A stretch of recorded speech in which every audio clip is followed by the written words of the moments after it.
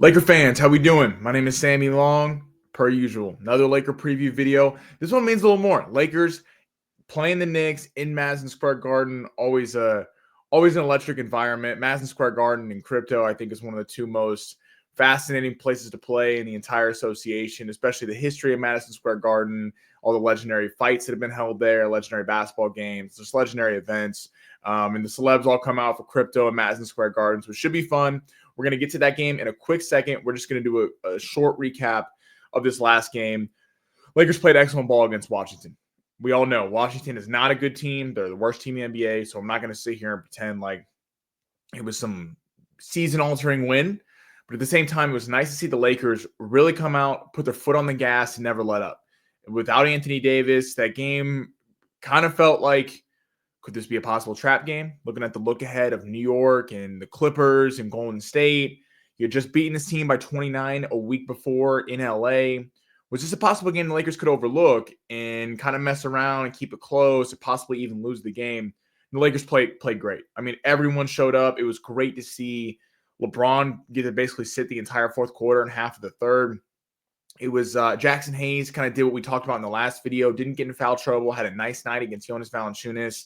Christie got his shot going. Reeves. It was just a real group effort, and it was nice to see. So the Lakers did what they had to do. You're not looking at that game as back at that game that could have been a horrible loss at the end of the year. People look at it and go, how do you lose to the Wizards in Washington?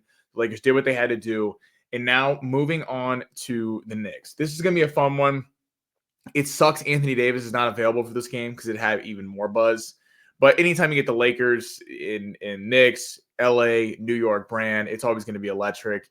So tonight, 5:30 from the Garden, the Lakers are going to have everyone except for Anthony Davis. Looking at the injury report right now, Dorian Finney-Smith and Gabe Vincent were questionable. They got upgraded to probable earlier today. Rui Hachimura and LeBron James are both probable. Rui's been dealing with that left calf soreness, and LeBron just kind of load management. LeBron certainly got to play if the Lakers have any shot in this game with Anthony Davis is out. Anthony Davis, as we just mentioned, is out. Jalen Hood-Schifino and Christian Wood are out for the Lakers. And then on the Knicks side, Diadet has a great toe sprain. I can't believe I've seen that on the injury report. A great toe sprain. So he will not be playing. And Mitchell Robinson, big center. That is a big loss for them. His left ankle surgery. And Josh Hart is questionable. So that'll be something to watch. He's a game time decision. Hart is a big part of them. He starts. He's kind of the, obviously, former Laker, kind of the defensive energy, brings a lot, can score in bunches. He starts, kind of then can come off the bench sometimes, brings that energy, and really can kind of get after it. And I'm sure he'll be wanting to prove something against his former team. So the Knicks are good. The Knicks are a really good team. This is going to be a tall task tonight, if we're being honest. It's the line open as the Knicks is 9.5-point favorites. It's been bet up to 10.5. The over-under started at 226.5 and has come down to 224.5 for those interested in Vegas. So Vegas thinks this is going to be a blowout. I bet the line probably would have been set at 5.5, 4.5 favored by the Knicks if AD was playing. You take a player like Anthony Davis out, it's going to affect the line crazy. The Knicks have 5 players averaging double digits. You have Brunson leading the way with about 26 points per game. He's an absolute beast of a scorer. It's crazy that Dallas let him go, because if you had Dallas and him and Luka together, and probably could have saved those picks in the Kyrie trade, but still, the Dallas is a good team. Towns is going to be the one the Lakers got to watch out for, because no Anthony Davis. The Lakers can deal with a Brunson, can deal with a Mikal Bridges, but Towns is the guy that Jackson Hayes, if the Lakers are going to win, are going to have to play the game of his life. Towns averaging around 25 points per game and about 14 rebounds per game. He had a slow start after coming over from Minnesota in that trade with Julius Randle and Dante DiVincenzo, but has really kind of found his groove with this team and has kind of made the big three of Brunson, Towns, and Mikal Bridges. He's averaging third on the team, about 18 points per game. OG Anunoby with about 16 points per game, and then Josh Hart with 14. So 5 players averaging double digits. They can really hit you from anywhere on the lineup. Not even talking about the bench. Miles McBride has been a really nice player. He had 12 points the other night in their win against Denver, 122-112. Cameron Payne, former Sun, kind of the backup point guard, spells Brunson a little bit. Achiuwa is a nice player off the bench as well, and Landry Shamet kind of gets some fringe minutes there. He doesn't always play, but kind of depending on how tight the game is, he'll get in there. So the Knicks are 32-16. They sit in the 3 seed. They're 1.5 games back of Boston in the East and 7 back of Cleveland. So In the East, I think it really is these three teams. I think it's Cleveland has certainly earned the right to be at the top of that conversation. Boston, defending champs, even though they might not get the 1 seed, they're a force to be reckoned with. And then the Knicks, I think, could be a real handful because this lineup, they have the kind of talent to match a Boston, to match a Cleveland. That's kind of it. I guess Philly doesn't have the record to show it if they're fully healthy, which is a major if, because they're, Paul George and Joel Embiid are never healthy. If they were fully healthy going into the playoffs, I could see them being a dangerous draw for one of these teams at the top, just because they do have the star power to kind of go up with them. But these three teams really are kind of the upper echelon. And the Knicks are really kind of finding their way at the right time. They're 32-16. In the Lakers right now, 5 seed, right in front of the Clippers, and 1 game back at Denver. So Vegas thinks the Lakers are going to lose this game. If the Lakers lose this game, it's not the end of the world. It's big that they got the win against Washington, so you can point to that. The road trip has already been a success. But this stretch up ahead where AD is going to be out for tonight, he's going to be out against the game against the Clippers, and then the Warrior game is kind of up in the air. They said they reevaluate him in a week. I'm not sure if they totally ruled him out yet, but it's probably a stretch that he's going to be playing.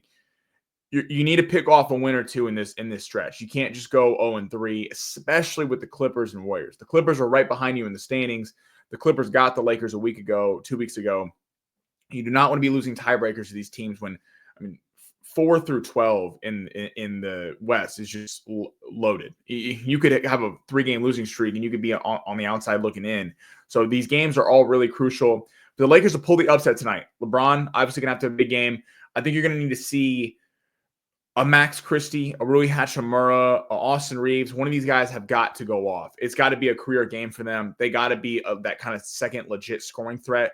And the bench can't be a no-show. The bench has to be elite in kind of coming in waves, because I think that's what the Knicks do so well, is they have so many scorers on their team that it never really stops. And they can kind of stagger their starters throughout the game, bring Hart off the bench, kind of pair Bridges and Brunson. At all times, you're going to have an elite scorer on the floor in Towns.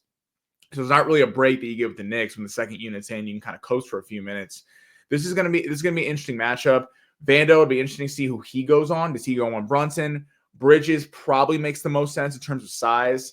I bet they kind of wait to show who's the hottest in the game for the Knicks, and Vando goes on him and Christie. Those two really got to, and Dorian Finney-Smith, those three got to play excellent defense, because it's one thing, Brunson's going to get his, Towns going to get his, but you cannot let your OG Anunobys, you cannot let your Josh Harts, your Miles McBrides, those guys can't go off. If those guys are having big games, it's probably going to be a long night for the Lakers.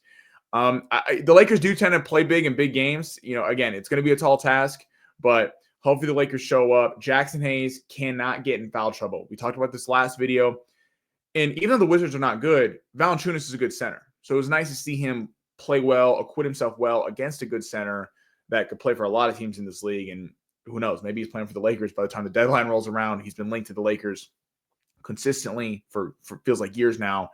Hayes has got to stay out of foul trouble and has got to keep Towns honest. He's got to be a little bit of a scoring threat, and he can't just let Towns get whatever he wants. And if Koloko's got to come in, he's got to get some valuable minutes as well. If Towns, I'm sure the Knicks' game plan is going to be to pound the ball down low, get Hayes in trouble, bring Koloko in, try to feast on him. But so Jackson Hayes really got to play the game of his life.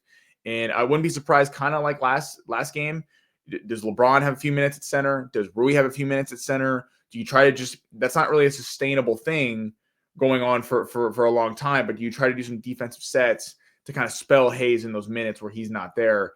That's going to be something to watch for in this game. So hopefully, Alan's going to be doing a post-game show. It would be amazing if we all hop on there and we're talking about a Laker W. Again, Vegas thinks it's a pretty big spread, but who knows? That's why they play the game. The Lakers have had lost to teams they shouldn't have lost to, and then they've whooped Boston when they were 6.5-point dogs, and they beat them by 21. So the NBA, it's the ultimate game. You really got to show up and play your game. Should be fun. Always fun watching the Lakers on primetime, and hopefully we're talking about a Laker W tonight. So thank you everybody for tuning in, and go Lakers.